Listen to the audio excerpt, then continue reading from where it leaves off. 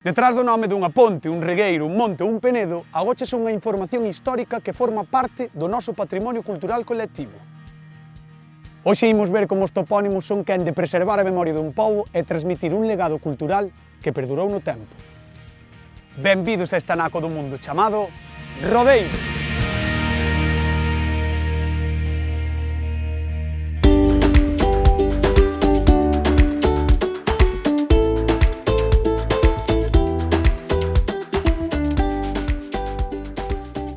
Para saber máis desta terra milenaria dos seus nomes, quedei con Xoán Carlos, un profesor, antropólogo e escritor que ten un título non menos importante, ser amigo de Rodeiro.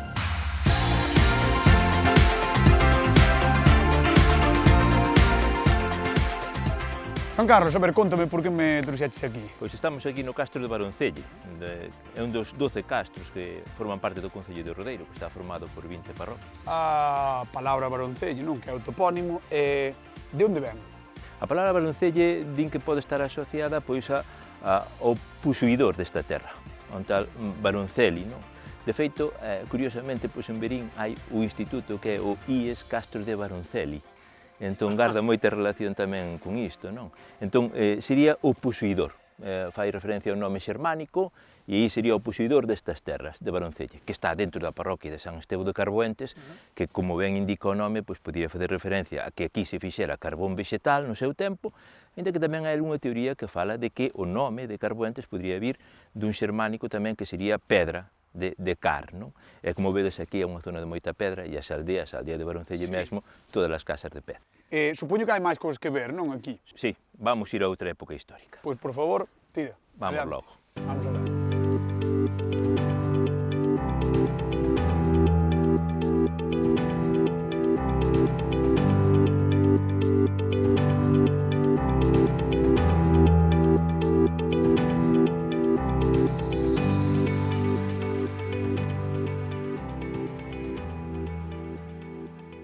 Bueno, Fran, pois temos aquí as nosas costas a Tulla de Fafián, aquí no lugar do Outeiro.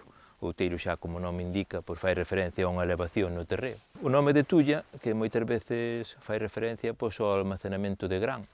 Entón, nas casas solía haber unha tulla feita a medida para o gran, pero esta nun principio era unha torre e que despois pasou a ser tulla, porque os señores desta torre acumulaban o gran das rendas como donos das terras aos veciños que traballaban nas súas terras.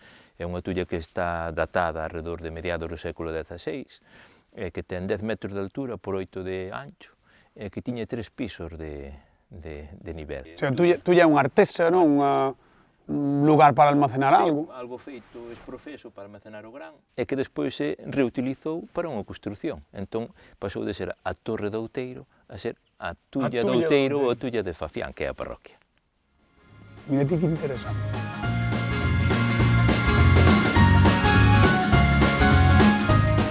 Estamos na Ruta do Faro.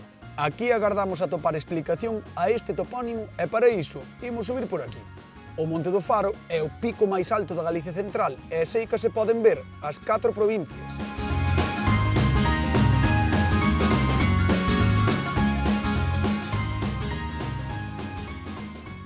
A min que xa me empezan a doer os cadrís por aquí, eu creo que imos camiño ao monte. Sí, o Monte Faro é dos máis altos aquí, ou o máis alto da comarca de Deza. E é o que divide as provincias de Pontevedra e Lugo, e os concellos de Rodeiro e de Chantada. Nós estamos aquí na parte de Rodeiro, lóxicamente. E o do Faro, pois posiblemente leve ese nome porque era un lugar de moita visibilidade que servía de marcador para ambas provincias. Pode ser unha cousa parecida aos faros na costa ou a un facho.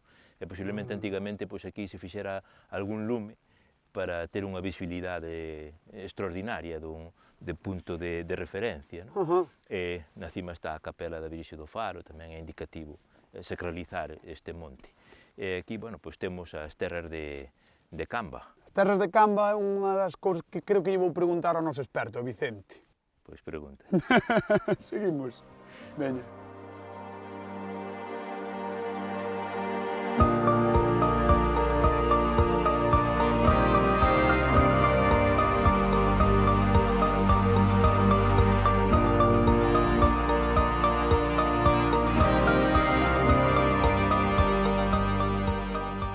Xoán Carlos, eu non sei que é isto. Pois isto é a pena bicuda. Se chamalle pena bicuda pola forma que ten o penedo, que ten forma de bico, forma de pico. Entón, deille que dá o nome de pena bicuda, non? É unha pedra destas de equilibrio, que hai cantidade delas, non, ao longo da xeografía galega. E aquí hai unha lenda que di que debaixo da peneda vive unha moura que foi a catrouxe sobre a súa cabeza. Viña fiando nunha roca e seguida dunha galiña con pitiños de ouro. E entón din que está aí agachada. Sexa o que sexa, tiña forza a moura, para cargar con ela. Si, tiña forza e os veciños din, intentamos tirala unha chea de veces, pero non hai maneira. Había que ser ela.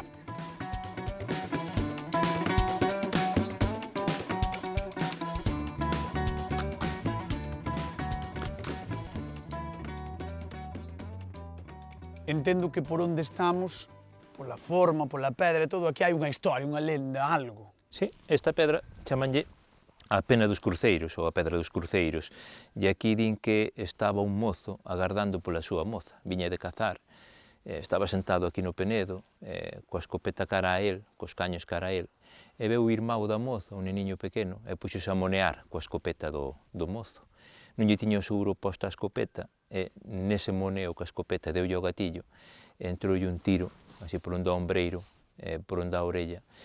E, claro, co tiro baixou da peneda, andivo o que pudo, e solamente puido chegar a 15 metros do penedo, e ali caeu morto. Como recordo dese acontecemento, colocouselle unha cruz aquí na cima do penedo, e outra ali máis abaixo. É que ia che dicir eu que aquí en Rodeiro parece que a historia que se escribe nas pedras ou coas pedras, incluso. Con pedras ou nas pedras, efectivamente.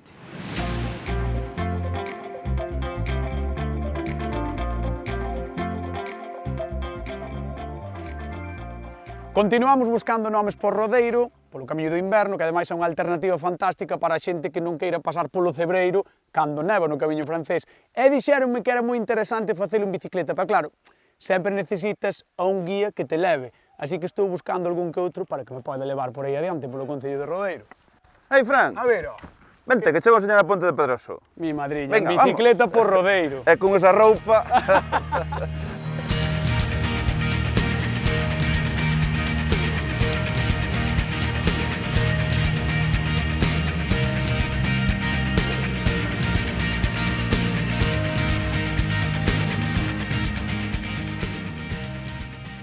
Ben, Luís, onde estamos? E, sobre todo, isto parece turismo de interior. Bueno, pois estamos na Ponte de Pedroso, que é unha ponte que está sobre o río Arnego, que une as terras de Deza e de Camba. Por aquí pasa o camiño de inverno a Santiago, no punto kilométrico 67, e fai anos isto era considerado o centro de Galicia.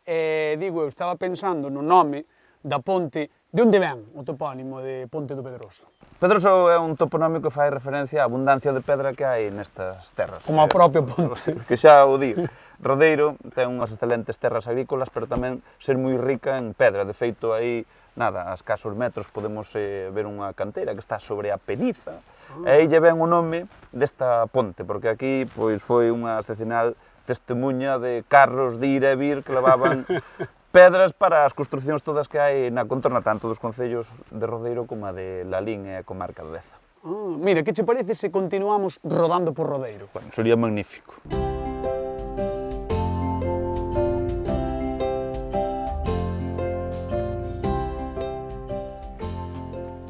Por certo, Luís, ti como presidente da Deputación, alcalde aquí moitos anos, como é o topónimo oficial de aquí rodeirense? Según a Real Academia Galega, sería rodeirense, pero estas son as terras de Camba e desde antigo os de Rodeiro somos cambotes e cambotas. Vale, pois veña, cambote, imos, veña, tira.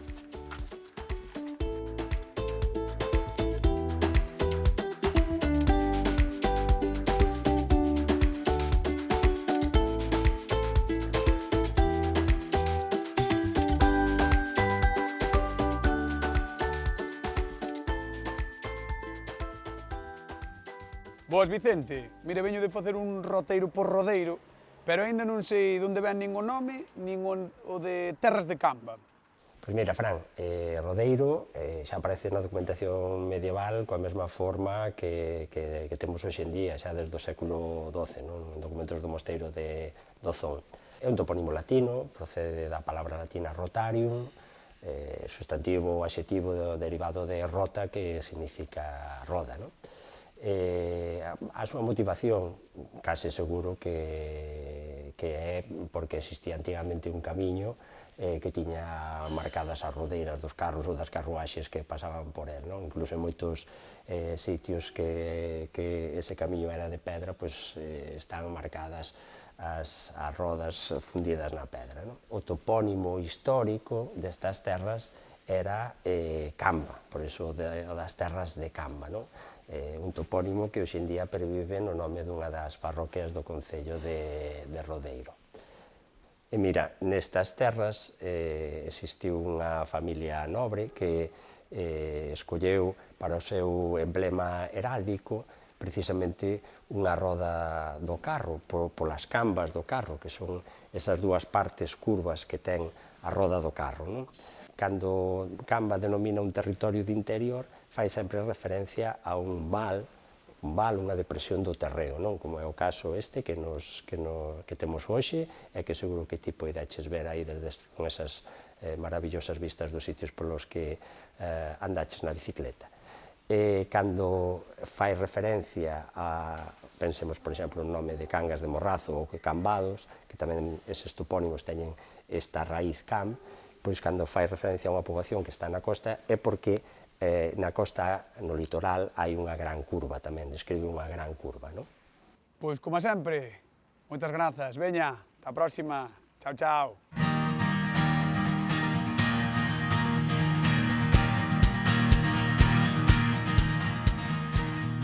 Hoxe acabamos de ver, aquí en Rodeiro, como os nomes das pedras teñen a súa propia historia, vencellada á do territorio no que están asentadas e ás xentes que o habitan. Os nomes da nosa terra agardan por vós.